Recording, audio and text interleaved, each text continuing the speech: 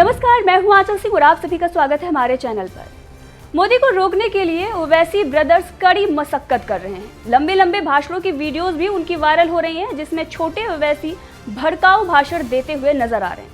आप भी सुनिए कैसे 4 राज्यों में भाजपा की जीत से बौखला चुके हैं ओवैसी ब्रदर्स। इंशाअल्लाह ताला बड़े धूम से निकलेगा इन लोगों का भी जनाजा। लोग जो समझते थे कि हम गूंगे हैं, लोग समझते थे कि उन्हीं के पास जबान है, हमने बता दिया कि हम गूंगे नहीं हैं, हमारी हलक में भी जबान है। जब हम बोलने लगेंगे तो तुम हमारी आतिशनुमाई का मुकाबला नहीं कर पाओगे। हिंदुस्तान हिल जाएगा, तुम हिल जाओगे, तुम परेशान हो जाओगे। जब हम बोलने लगेंगे तो दुनिया ने देखा, हम जब बोले तो वो खामोश थे और बता दिया कि हमको भी बोलना आता है।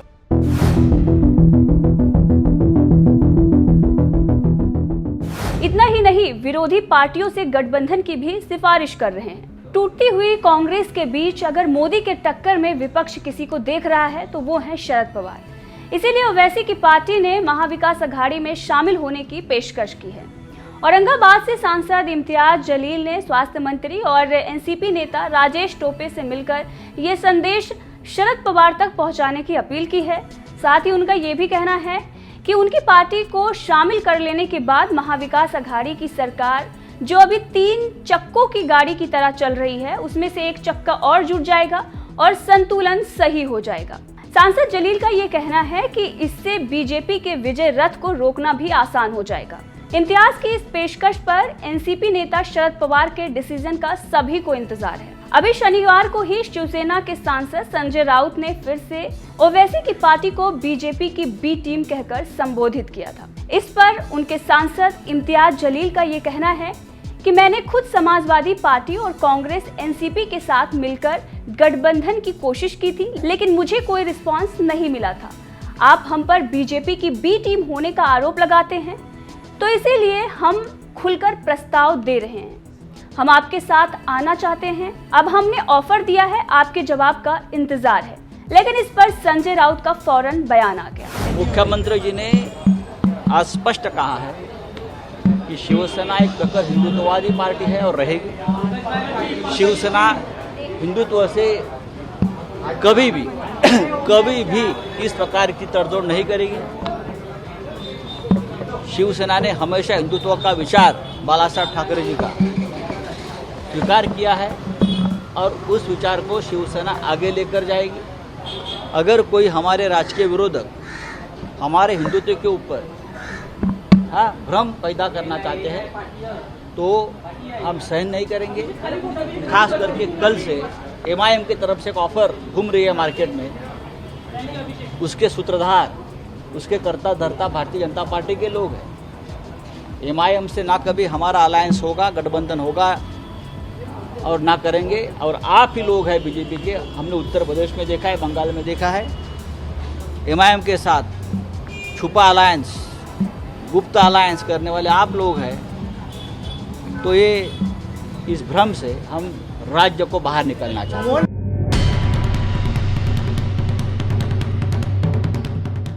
संजय राउत ने कहा कि महाराष्ट्र और शिवसेना के आदर्श छत्रपति शिवाजी महाराज हैं, संभाजी राजे महाराज हैं। ऐसे पार्टी का गठबंधन कैसे हो सकता है जो औरंगजेब को अपना आदर्श मानती है, उसके सामने अपना सिर झुकाती है। उल्टा बीजेपी और ओवैसी की पार्टी की सीक्रेट अलायंस है, ये भी उन्होंने बता डाला। ओवैसी की पार्टी बीजेपी की बी टीम है। ये उत्तर प्रदेश और पश्चिम बंगाल के चुनाव में साफ हो चुका है।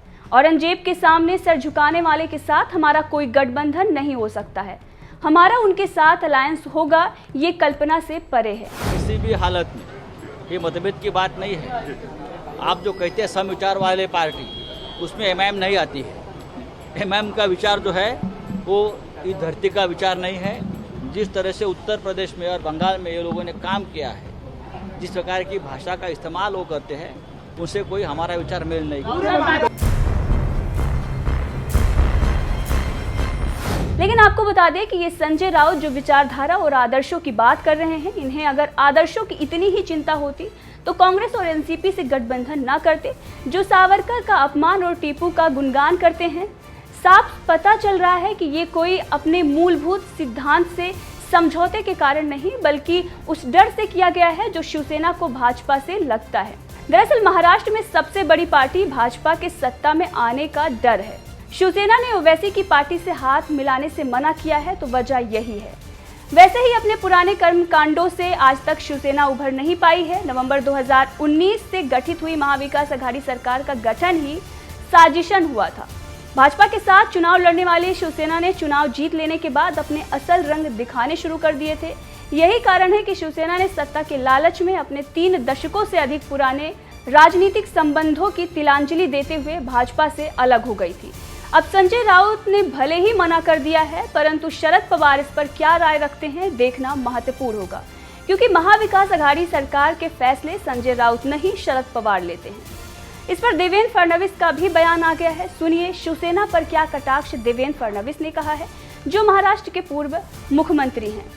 देखिए, वैसे भी ये सारे लोग एक ही है और एमआईएम अगर इनके साथ जुड़ता है तो कोई हमको फर्क नहीं पड़ता। इसका कारण लोगों का विश्वास मोदी जी पर है।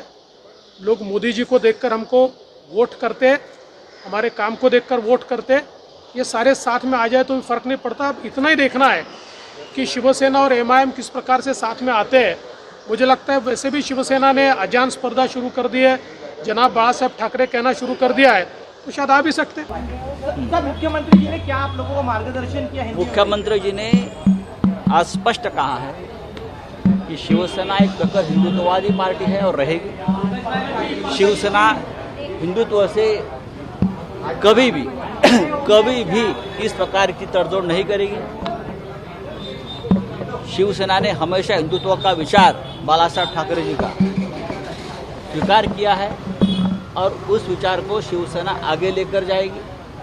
अगर कोई हमारे राजकीय विरोधक हमारे हिंदुत्व के ऊपर भ्रम पैदा करना चाहते हैं तो हम सहन नहीं करेंगे। खास करके कल से एमआईएम की तरफ से एक ऑफर घूम रही है मार्केट में, उसके सूत्रधार, उसके कर्ता धर्ता भारतीय जनता पार्टी के लोग हैं। एमआईएम से ना कभी हमारा अलायंस होगा, गठबंधन होगा और ना करेंगे। और आप ही लोग हैं बीजेपी के, हमने उत्तर प्रदेश में देखा है, बंगाल में देखा है, एमआईएम के साथ छुपा अलायंस, गुप्त अलायंस करने वाले आप लोग हैं। तो ये इस भ्रम से हम राज्य को बाहर निकलना चाहते हैं। मोहन भागवत जी का भी एक एग्जाम्पल दिया। मुख्यमंत्री उद्धव ठाकरे जी ने ये भी कहा है कार्यकर्ताओं को मार्गदर्शन करते समय। ये सरसंघ चालक मोहन भागवत जी ने बार बार ये कहा है उनके चिंतन में, उनके प्रबोधन में, कि अगर हिंदुत्व इस देश में कायम रखना है तो मुसलमानों के साथ हमको काम करना पड़ेगा। जो लोग ये चाहते हैं कि इस देश में मुसलमान नहीं रहेगा, इस प्रकार की विचारधारा वाले लोग हिंदुत्ववादी नहीं हो सकते। ये मोहन भागवत जी की विचारधारा है और इस बारे में मुख्यमंत्री जी ने आज हमारे कार्यकर्ताओं के शिविर में ये कहा है। शिवसेना के हिंदुत्व को बदनाम करने वालों को नस्ल नाबूद कर दो, इस तरह का भी बात मुख्यमंत्री जी ने कही। डेफिनेटली कहा है कि जो हमारे हिंदुत्व के ऊपर संशय पैदा करता है उनको नेस्तनाबूद करो। ये बात भी आज मुख्यमंत्री ने कही है। शिवसैनिक अंगार आहे, भाजपमध्ये भंगार आहे असं मुख्यमंत्र्यांनी सांगताना पक्ष बळकटीचं आव्हान केलेलं आहे। पक्ष बळकट हिंदुत्व अंगार है, बाकी जो भंगार है उन्हें दिखा दीजिए। उस बारे में बताइए क्या कहा मुख्यमंत्री जी? उद्धव जी ने कहा है कि हिंदुत्व जो हमारा है वो एक अंगार की तरह है, आग है, मशाल है। हमारे सामने जो भंगार लोग बातें करते हैं हिंदुत्व के बारे में, अपने अंगार से उनको खत्म कर दो। सर ये मतभेद नजर आते हैं एमबीए के भीतर। सुप्रिया सुले ने कहा है अगर सुप्रिया, देखिए किसी भी हालत में ये मतभेद की बात नहीं है।